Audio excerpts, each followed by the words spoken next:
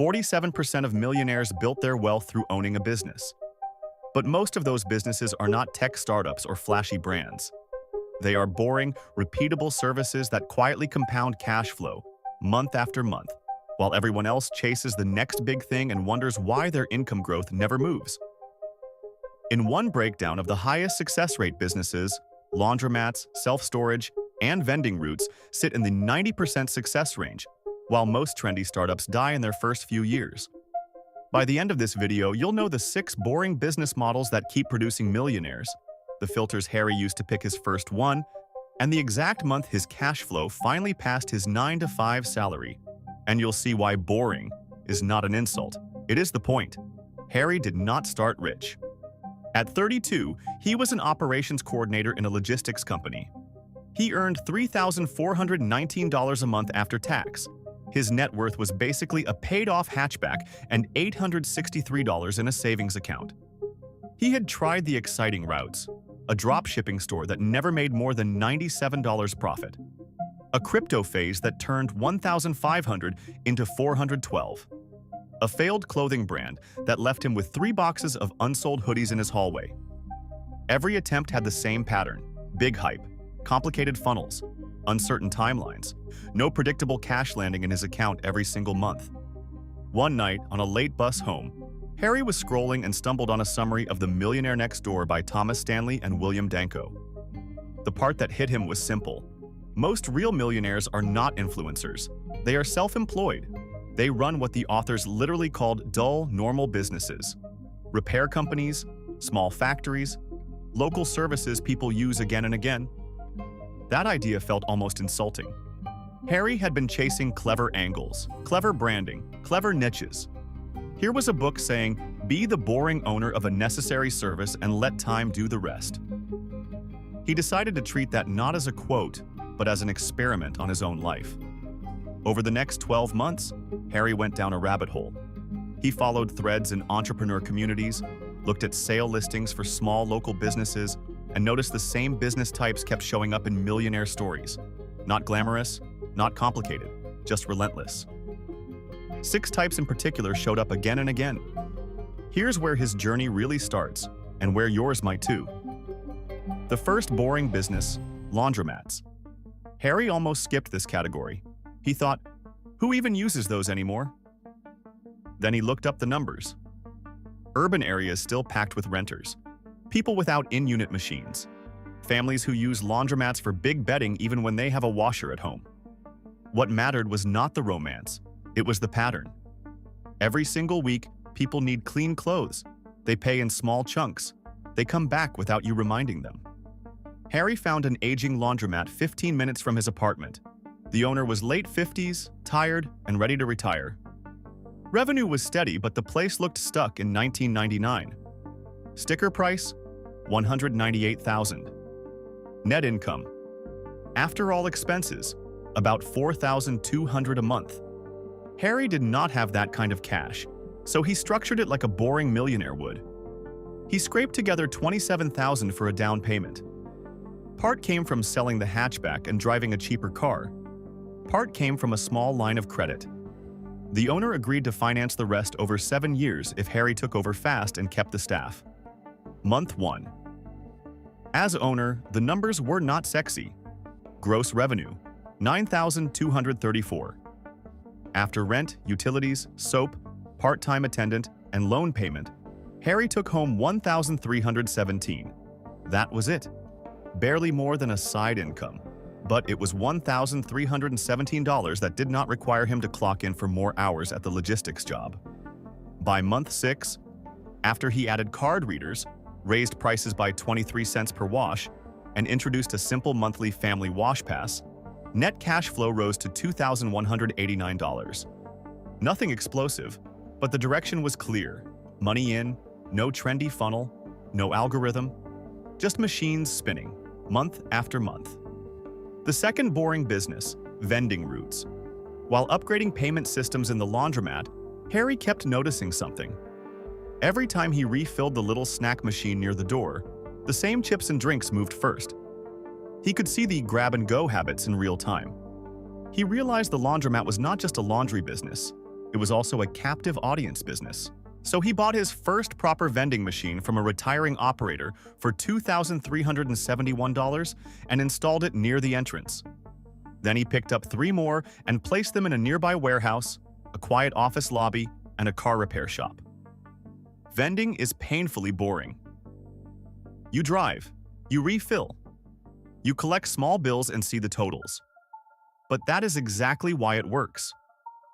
By month 3 of the vending route, the 4 machines together brought in $1,096 in profit after product costs and fuel.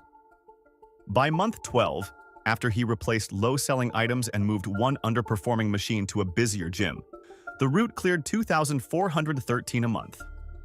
Now Harry had 2 boring businesses feeding each other. Laundry brought foot traffic. Vending monetized waiting time. His logistics salary was still $3,419 a month, but his boring lane was now over $4,600 a month and climbing. The third boring business, self-storage. This one scared Harry the most at first because the numbers were bigger. He kept seeing the same point in investor write-ups. Storage is a business built on one powerful psychological pattern. People do not like letting go of their stuff. Once they put boxes, furniture, or inventory into a unit, they keep paying rent for months, sometimes years. Even when they tell themselves, "I'll clear it out next month," that month rarely comes. Harry did not jump straight into buying a big facility. Instead, he partnered. He met a small contractor who owned a piece of land behind an industrial park. The contractor wanted to build storage but hated operations. Harry loved operations and had cash flow from the laundromat and vending route. They formed a simple split. Harry funded 31% of the build cost and agreed to run all day-to-day operations, software, and tenant screening. The contractor contributed land and construction expertise. The first year, the mini-storage lined up 24 units. By month 9, 18 units were filled at an average of $137 per month. Debt service and shared expenses chewed a lot of that, but Harry's share came out to around $1,594 per month once occupancy stabilized. Add that to the laundromat and vending route. Harry's boring empire was now bringing in more than $6,000 per month after costs. That finally beat his job. At this point, something clicked. He realized the business type mattered less than the pattern behind all 3. Small repeat payments, services people feel they need, behavior that keeps them coming back automatically. Before we get to that pattern, and the part that took Harry from extra income to millionaire, let's finish the 6 boring business types that keep showing up in real-world millionaire stories. The 4th boring business, car washes. Not the giant branded tunnels you see on highways. Simple, local car washes. Car washes are a perfect example of unglamorous leverage. You invest in equipment once. Water, soap, brushes, vacuums. Then you let volume do the heavy lifting. The upflip-style case studies Harry watched showed something interesting. A basic car wash can bring in hundreds of thousands in revenue with modest staffing, and the land under it often becomes the real asset. Harry did not own a car wash yet, but he studied sale listings. He saw one small 4-bay wash listed at $316,000 with claimed net income around $73,000 a year. The important part for you is not whether those specific numbers are perfect. The important part is seeing the pattern again. Simple service. Low number of moving parts. People pay $10 to $15 without thinking too hard. They come back whenever their car looks dirty. The 5th boring business, pest control or similar recurring service.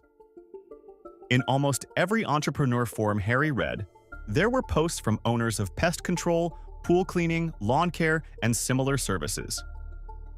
The theme was the same. Customers sign up once. They stay on a regular route. Revenue is predictable. Imagine one route of 82 homes, each paying $59 a month for basic pest control. That is $4,838 in gross revenue monthly from one technician, one truck, and chemicals. Add 2 more routes, and you have a multi-6-figure, very boring business. The 6th boring business, property management. Not skyscrapers, not luxury towers. just being the bridge between everyday landlords and everyday tenants. Collecting rents, arranging repairs, handling move-ins and move-outs. A solo property manager with 50 doors under management at an average fee of $91 per door per month brings in $4,550 in gross fees. Scale that to 150 doors with a small team, and you are suddenly in serious income territory, handling tasks most landlords would gladly outsource. Harry did not build all 6 businesses at once. He focused on 3: laundromat, vending, self-storage. But these 6 categories showed him the real lesson. You do not need a brilliant idea. You need a boring one that survives. Here is the best reveal, the part Harry wishes he had understood at 22 instead of 32. In The Millionaire Next Door, Stanley and Danko pointed out that 2/3 of millionaires are business owners. Many of them run what most people would call boring or even dull companies. Later, when Harry dug through modern millionaire surveys and online communities, he kept running into the same supporting pattern. People who quietly built serious wealth were often in pest control, car washes, storage, vending, laundry, and property services. Harry realized they were all using the same underlying 3 filters, whether they knew it or not. Filter 1. Customers pay you at least once a month without needing to be chased. Laundry, storage, pest control, property management, even vending in the right locations all pass this test. They tie into habits. Groceries get dirty, houses collect bugs, tenants stay. Filter 2. The customer's decision is low drama. No one calls a family meeting to decide on a $12 car wash or a $1.79 soda from a vending machine. The price is small enough to slide under emotional radar. That makes your income more stable. Filter 3. Over time, you can own or control the asset under the cash flow. The washers and dryers, the storage units and land, the car wash bays, the vending machines and routes. This is what flipped Harry's results. He stopped asking, what business could go viral? He started asking, what boring business in my city already passes these 3 filters and has an owner who wants out? From there, the numbers did the talking. At 32, his net worth was maybe $5,000. By 38, after 6 years of focused, boring moves, the picture looked different. He still wore the same type of jeans. He still drove a practical car. But the laundromat loan was nearly paid down, and a new valuation put that business at around $341,000. His share of the storage facility, after debt, was worth about $207,000. The vending route, sold at a common multiple of earnings, could likely fetch around $89,000. Together with retained earnings that he mostly plowed into index funds and a simple home, his net worth crossed the $1 million mark at 38 years old. No single year felt explosive. There was no viral moment, just slow, steady, compounding growth from assets people barely notice when they drive by. So, what does this mean for you? First, you do not have to start all the way at ownership. You can step into this world gradually. Spend one quiet afternoon each week searching for real boring businesses for sale in your area. Not online dropshipping stores. Physical or service businesses with years of history. Look at laundromats, vending routes, small storage lots, pest control routes, car washes, or property management firms. Filter every listing through Harry's 3 questions. Do customers pay at least monthly? Is each decision low drama? Can you eventually own or control the key asset? Second, stop underestimating tiny cash flow. $1,317 a month from the laundromat did not change Harry's life overnight, but it changed his direction. It proved that he could earn money without more hours at his job. Then he stacked. $2,413 from vending, $1,594 from storage. Stacking boring is how the numbers become interesting. Third, accept that boring is a filter for you as much as for the business. Can you stomach repetition? Can you stand walking past your own machines, your own units, your own trucks? Week after week, adjusting small things, tracking simple dashboards, not chasing the next shiny thing? If yes, you are already ahead of most people. Here is what you can do tonight. Pick one of the 6 boring categories that fits your city. Just one. If you live in a dense rental area, that might be laundromats or small storage. If you are in spread-out suburbs, maybe pest control or lawn care. If you are near commuter traffic, vending, or car wash, write down 3 concrete moves. Maybe it is: find 5 laundromats within 30 minutes and note which feel neglected. Maybe search for vending routes for sale and write down asking prices. Maybe call one property manager tomorrow and ask what tasks they hate most. They are tiny steps, but tiny, boring steps are exactly what started Harry's path. 6 years later, people call him lucky. They see the numbers, they see the businesses. They do not see the nights he spent reading about laundry machines and tenant software instead of chasing the latest hype. You do not need to copy his exact mix of laundromat, vending, and storage. You only need to copy the principle: own boring, serve needs, not trends. Stack low-drama monthly cash flow.